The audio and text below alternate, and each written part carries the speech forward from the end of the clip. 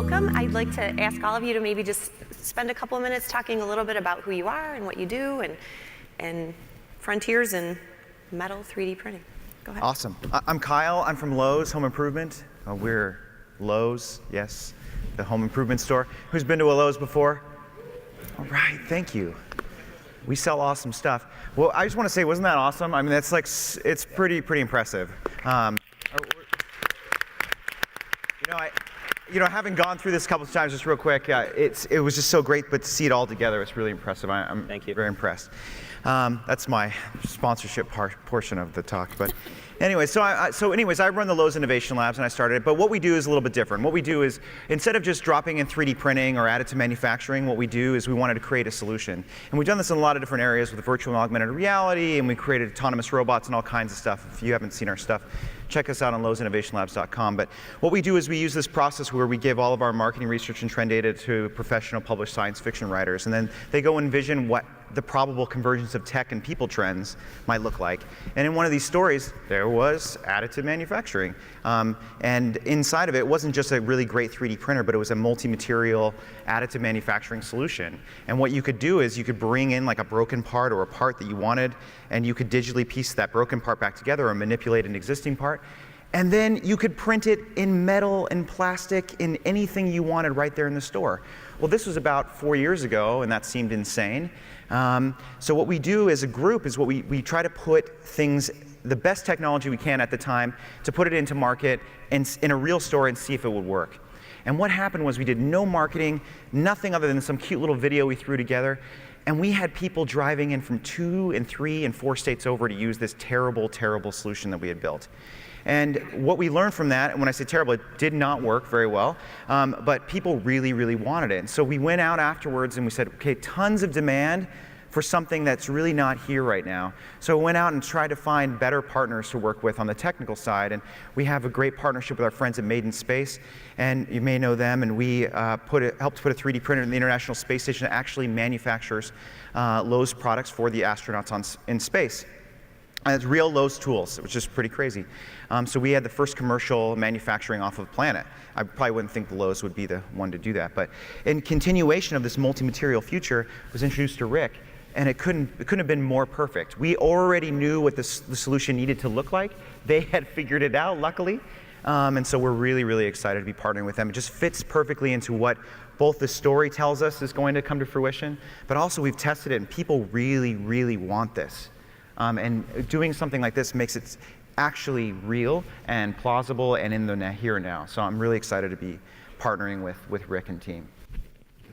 Thanks. I'm going to move to them. Sure. Is it okay? Yeah. All right, go ahead. Great. So I'm John Dulchinos, and I'm from Jabil. Who's heard of Jabil? Oh, it's actually more than most of the panels that I sit on. We actually don't want you to know who we are. Because most of our customers don't want you to know who we are. So Jabil's one of the best kept secrets in the world. We're a $20 billion company. We have 100 factories around the world. We produce some of the most recognizable brands out there. I'm sure many of you are carrying things in your pocket that we've had contributions to over the last few years. And I think one of the things we do incredibly well is we do scale. And I think probably the best way to characterize that is 3 summers ago, we hired 35,000 people in 6 weeks for a single factory. And so it kind of gives you a perspective of what it takes to really move scale to volume. We're incredibly honored to be here. We think Rick's team has created an incredible body of work here around a new capability in metals. To give you a perspective from our factories, we have 15,000 CNCs in operation in our around the world. We've been using 3D printing for metals in our molding processes for the last decade. And historically, it's been very difficult to see how we could see traditional metals, additive manufacturing intersecting with a lot of our market segments and our customers and our applications. And when we met Rick's team, we saw the work we're doing, it really kind of connected for us. And we said, this is game changing. It really creates an opportunity now to take the excitement around lot size of one manufacturing or system level engineering and elimination of parts, and take it now to a whole section of our business that we couldn't get access to before. So thrilled to be here. We appreciate being part of this panel, and really looking forward to seeing what Rick's team does in the future. Awesome. Thanks. Go ahead. Good morning, everybody. Don Jones from Caterpillar. I'm working with our global team to transform our aftermarket part support for our customers and dealers. And most of you have probably seen Cat machines on the side of the road helping construct highways or at airports or in your local lawn provider, contouring a yard. And we're the world's largest manufacturer of construction machinery, diesel locomotives, mining equipment, about a $40 billion US company a year. We have a strong brand promise of our machines requiring high uptime, high durability, high quality, and that requires a lot of engineering expertise, as well as a distribution network to keep those machines running. They work in difficult environments. They use a lot of maintenance parts and wear parts. And we've been involved with additive manufacturing actually since 1991, one of the very first adopters. We have about 100 different 3D printers today in metals and sand and composites. So it's a key part of our prototyping process. It's a key part of looking at new materials. And the new move for us is into the aftermarket. So that's why I wanted to really focus the discussion today around how we see technology, like you've just seen from desktop, changing our business. Uptime is critically important for our customers, whether it's at a mine site where you have a $6 million dump truck that is taking $700,000 worth of gold ore out of the mine every time it comes up the hill, or it's a generator set running a small village or backup power for a hospital. So any part can cause those machines to fail. And we have a large distribution network of 21 warehouses that support 2,000 dealer locations on in virtually every country on the planet. Those assets allow our customers to keep those machines running. But we have a lot of parts. We have almost 1 million active part numbers in our aftermarket. And because the machines are oftentimes in remote locations, we have to store a lot of inventory to support those machines, plastics and metals, of course. So the transformation that we're undergoing right now is how can we use this technology to stock less parts in these distribution centers and provide improved uptime for these machines. So we have about 100 plastic parts right now active in our aftermarket. And like Rick talked about earlier, metal has not been profitable to print at this point, and it's very difficult because of the environmental concerns. So we see the opportunity to advance both our plastics and metal printing footprint globally, which will take a lot of work. And most of you are aware there's not a global supply chain yet for printers. There's not a global supply chain for composites and metal powders and calibration and intellectual property and all these things that we're concerned about.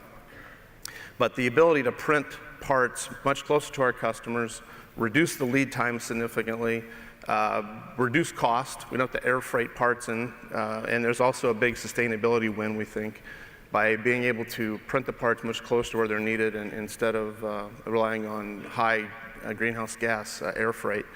So big wins for us all the way around. The biggest winners will be our customers because they'll be able to keep their machines running at a lower cost of ownership. And again, we're very excited to try out this technology. It's a game changer for us in the aftermarket, and we also believe big opportunities in production, like Jabil has also referenced. We have a lot of machines with low volume production characteristics, so we can produce parts perhaps on a much faster ability to support the machines that are stocking the inventory for production as well. So again, very excited to be here, and thanks for the opportunity. Awesome. So we're getting a lot of questions coming in right now. One that I'm particularly interested in is how important is design for additive manufacturing in unlocking the potential in metals? Who wants it? I just spoke, but I'll try again. Perfect. So we've had phenomenal success with some metals, but again, they're expensive to produce. But we have a subsidiary called Solar Turbines that produces very large gas turbine engines, and we have a fuel swirler that is now in production. We're producing about 150 a month out of a special alloy. It's the part that really can't be manufactured traditionally, and 3D printing has unlocked the ability for us to design new parts in ways that we can't do traditionally, but also it also goes with the aftermarket. We can design parts in one piece instead of having 5 pieces today that are traditionally manufactured, have to be welded together, and then you have to deal with loose and leaks and all kinds of other problems. So the engineering side of the technology is really important to us. Yeah, we see the design as critically important as well, for all the reasons that we just talked about. But I think what's exciting about what Desktop Metal's doing, and we see the same thing on the plastic side with some of the new technologies, is the ability to produce conventionally designed parts using 3D printing, because it's a long process to change our entire engineering organizations to thinking about design for additive. So the ability in this hybrid era to be able to take parts that have been largely designed for other manufacturing processes and adapt them with small modifications into additive will really accelerate the adoption of these technologies into manufacturing. Great. I think design for additive is hugely important because, what other technology gives you the potential for lightweighting and cost savings, material removal that additive gives you is just amazing. And but it requires a new way of thinking. Just like when injection molding came along, people were struggling with the early days of that technology, but eventually people figured out how to do design rules for it. And I think it's interesting. Most universities, if you go to Stanford or MIT, you can't. There's no courses on how to do design for additive. I think in 5 years, 10 years, that's going to be different. And I think it's important that we teach the next generation how to do it, because you can't just rely on the tool and push a button and expect that now your part's lightweighted. You really need to think differently, and also you have huge savings in support and in time to build a part if you can design it so that it's more efficient. And so. Great, thank you. Kyle, I have a question for you specifically that came through. This is my real hair. There's a couple. That's the question, right? Says, can you talk about the 3D scanning technology you're using in the lab? Yeah, so we're using, well, that's a big question with lots of different answers. Most of which I can't talk about because it is proprietary and stuff that we're working on. But obviously, you can tell us. 3D, it's a non-answer. Anyways, 3D scanning is a big deal. So we've used a wide variety of off-the-shelf 3D scanning things for inside of the store, and we're continuing to try to push the envelope on that. So there's a big difference between having something that works in the lab and something that works inside of a home improvement store. I mean, things get bumped, things get broken. Like to what you were saying before, like you have to train people that aren't additive manufacturing or 3D scanning experts on how to use this stuff, and it has to work every single time. And those problems are really, really hard. I think the other thing too is I think we grossly underestimate how difficult the education piece is for regular people. Like here we are at this conference having these deep conversations about things when the vast majority of people don't even know what 3D printing really is, have never actually done it themselves, let alone something like this.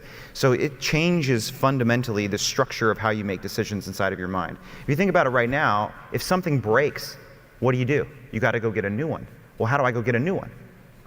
Well, I try to find the manufacturer, and then I wait forever to try to get this other little part. In this world that we're talking about here, that is completely different. If you want to make something that's somewhere between this product here and that product there, you can likely customize it and manufacture it right then. That changes how we would perceive, I mean, this is a lot of hyperbole here, but it changes how we perceive our environment and what we do to it and how we customize things. And though all of those things from the 3D scanning, it's really more of a capability rather than the actual scanner. And changing how people can think about their environment and manipulating it. Thank you. That's awesome.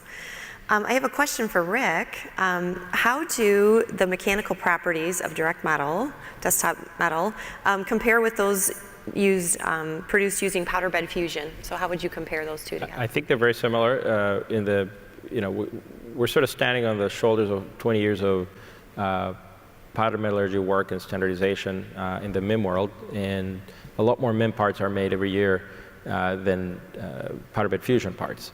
And everybody has an iPhone here. There's a bunch of MIM parts into that, or in most computers, or in most cars. And so it's that work that took a long time to get perfected that we're leveraging, and you get excellent mechanical properties.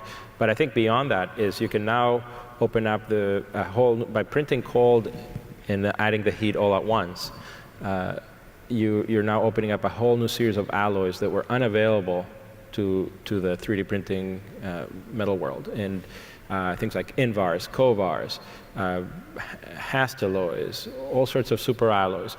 FDA approved Biodur, that's sort of a implantable stainless steel. I mean, the FDA is not going to go again and do their work all of a sudden just for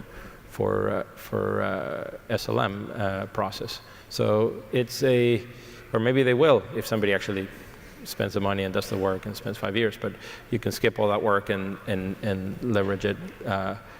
So yeah. we get depending on the alloy, you can get to excellent properties. We've got some Caterpillar fans out here, and they're interested in some success stories that you might have from metal printing. Yeah, the fuel swirler is the big one that we are really excited about because of the engineering progress on the design. We have a number of other tooling applications that we've used metal and other adapters and jig pieces. We haven't actually moved into heavy, big metal parts like a boom for an excavator or a stick for an excavator. If any of you were at Con Expo in Las Vegas, there was a small excavator there where it had a number of parts printed, and we'd worked with a number of industry partners to produce a cab and out of composites, and then there was a metal boom that was a prototype. So those things are being worked on, but we don't have the larger parts in production at this time. What about for Jabil? What kind of success stories do you have? Yeah, I think probably our earliest success stories centered around how we used metals for tooling. We have very large molding operations around our factories and around the world. And by designing optimally designed cooling chambers that leverage the design capability of 3D printing to conform it around the shape of the part, allows us to get much better cycle times, much faster throughput out of our machines, and that's been really positive.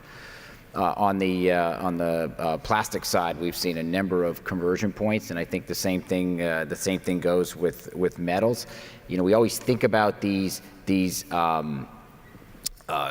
great value propositions around 3D printing, like optimal design geometries or around personalization or customization.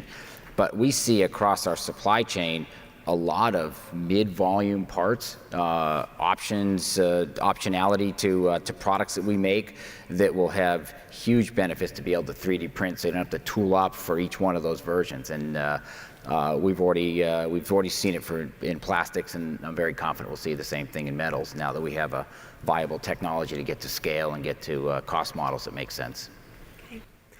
Kyle, people want to know if you're going to be selling retail additive manufacturing machines at Lowe's. That's what they want to know. Are we going to be selling these? Yeah, that's what they want to know. Are you going to have Well, no, I don't have any announcements today. I think for us, really, what we're really more interested in is the solution and what that provides. Yeah. We just don't want to just drop a bunch of 3D printers in the store. That's great, and there's a market for that. But the real market, I think, is providing a solution. And if you think about like what our store looks like, there are so many things that we carry just in case. And in a world where you have this, right, you can carry a lot less of those things, and you can do all kinds of other things. You can reshape and reuse that space, and lots of different things. And so creating those solutions might seem kind of a logical step for the people in this room, but outside of this room, I mean, these are big challenges to like, what is the best way to serve that up, and what are the best things, and what's the first thing to do, what's the second and the third and the fourth. And so we're really excited to be working with Rick and his team to figure that out. We're right in the middle of that. We actually have some really cool demo tools to try out downstairs that are decorative and cool, but once again, you couldn't make that in any other way other than through 3D metal printing. And it just, once again, it just kind of expands how people can think of this category. It's not just something that is a substitute, but something that frees you up to do all kinds of other things you couldn't have done before. Great. Rick, people want to know about the testing of the parts. So they want to know, like, how do you know what the quality of the parts is that you're producing in the machine? Same as what you'd have in SLM. How do you know the quality of an SLM part? You do testing, and if you're trying to do prototyping, it's one thing. But if you're going to put something in production, you have to qualify the process. Everybody will go through, like car guys will go through a PPAP process, and each industry has their own approach. But we make fully dense metal parts and high quality alloys, and with microstructure that is fully uniform. Unlike powder bed fusion, where your thin sections have one microstructure, your thick sections have a different microstructure. In our process, you can get a homogeneous microstructure throughout the entire part, and you could actually customize the profile of your cycle to either get bainite or pearlite ferrite or ferrite or other sort of properties in your material. So you have a lot of flexibility in the process. Great. So now you know, all of you out there that were sending those questions in. What are some of the barriers that still exist for metal additive, and how can we overcome some of those? I could speak from our viewpoint, which is that traditionally the cost of the technologies, the cost of the materials, the productivity of the machines ends up in an economic model that doesn't make sense except in very high value applications like aerospace or healthcare. I think we talked a bit about quality and consistency, and I think it's really imperative in our world that we can stand behind each part that we make. So having a system that has the levels of process control and the development of true mechanical properties is really important to us. And then ultimately, building out a supply chain requires an ability to build to scale and be able to take it at a level of output and productivity. Most of our factories are measured by dollars per square foot out of the factory, and so having tools that have the capability to deliver very high value out of those out of that factory square footage is really important. So, I think in every industry it's cost, quality, and speed, and I think that stood in the way here. And I think what we've heard from Rick and his team and seen from Rick and his team is they've got some things here that I think are very interesting to us. Yeah, just to echo that, the other thing that's inhibited metals has been the need for post-processing. So you have the expense of the depreciation on a very expensive printer, and then the current materials are quite expensive. And then when you get the print complete, you still have to run it through a 5-axis CNC to produce the part. So that's a very long process. There's a design engineering review that has to be done to make sure the part still has the same form, fit, and function. So we're looking for the technologies that were discussed here to help us jumpstart a lot of those and make the parts faster, much less post-processing. And for us, our business model is global. So as we expand this printer footprint, I need to make sure that when the part comes off in Shanghai or Piracicaba or Johannesburg, it's exactly the same part with the same quality that the customers expect. So we're looking forward to seeing how the technology meets all those needs. What do you think, Rick? Barriers still? Yeah, I think you just got to put yourself in context. These are like the first IBM PCs, and they're going to do some things. They're going to be great for a lot of people, but they're going to evolve very quickly over time, and every year they're going to get better and have more technology. And I wouldn't be surprised if in the long run they have built-in in-process controls and all sorts of functionality to ensure that as what you see is what you get every single time. And I think, but it is a big advancement to make the technology accessible, because right now, even most Fortune 500 companies don't have a metal 3D printer. Think about that. Right. Meanwhile, you look at machining. There's $80 billion a year in machining equipment. $80 billion a year, which is crazy. So metal printing's been tiny because it's been inaccessible and a difficult process. It requires custom facilities, custom people. Like every time you finish your build plate, you gotta cut it off and like grind it. I mean, like nobody shows any of that stuff in the marketing brochures. It's just like the process from hell. Right, So, right. so anyway, so it's going to become more accessible, easier to use, and then hopefully the industry will grow and more people will use the technology. And I'm sure nothing's going to be perfect day one, but it just opens up the process for new ways to manufacture products. That's great. Okay, so we're almost out of time. So final thoughts. Time machine. You can go into the future 5 years. What do you see happening in metal additive, Kyle?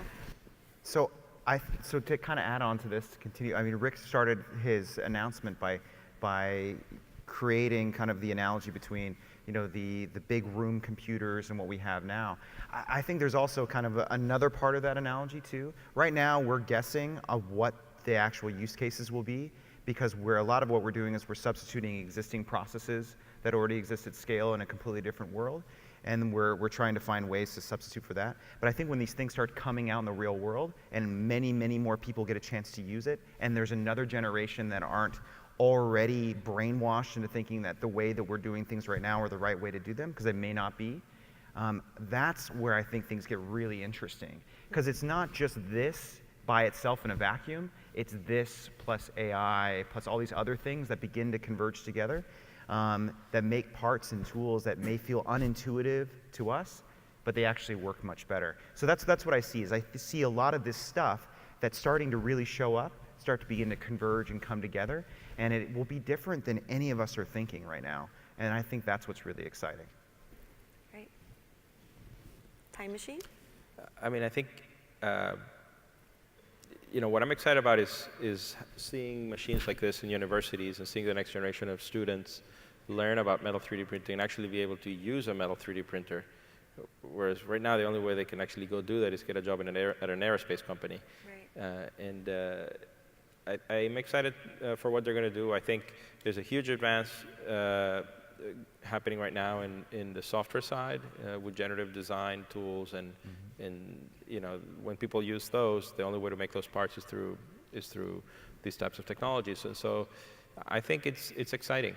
I can't wait to see the parts that people design, and all the consolidation of assemblies and system of parts and all of these things that are really going to change the way that we make products. So. Yeah, I think it's so I'm going to date myself. I graduated from college in the mid-1980s, and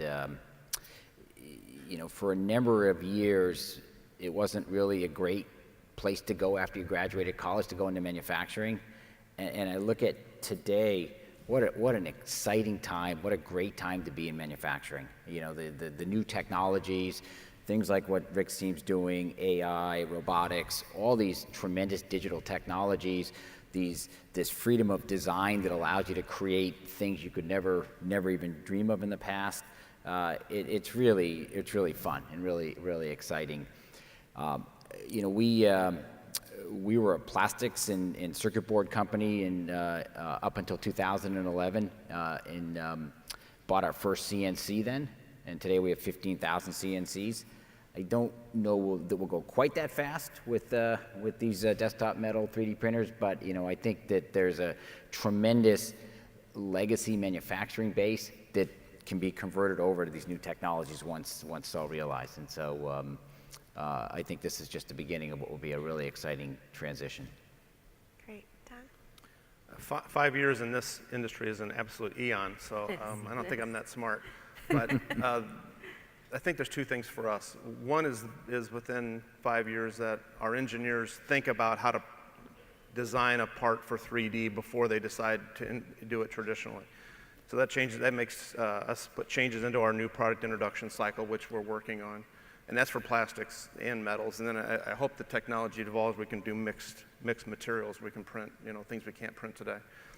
Concurrently, I think the opportunity for us to transform our aftermarket is enormous. I think the win is everywhere if we can get that to work. And we're excited to keep moving on all those fronts. That's great. Thank you so much.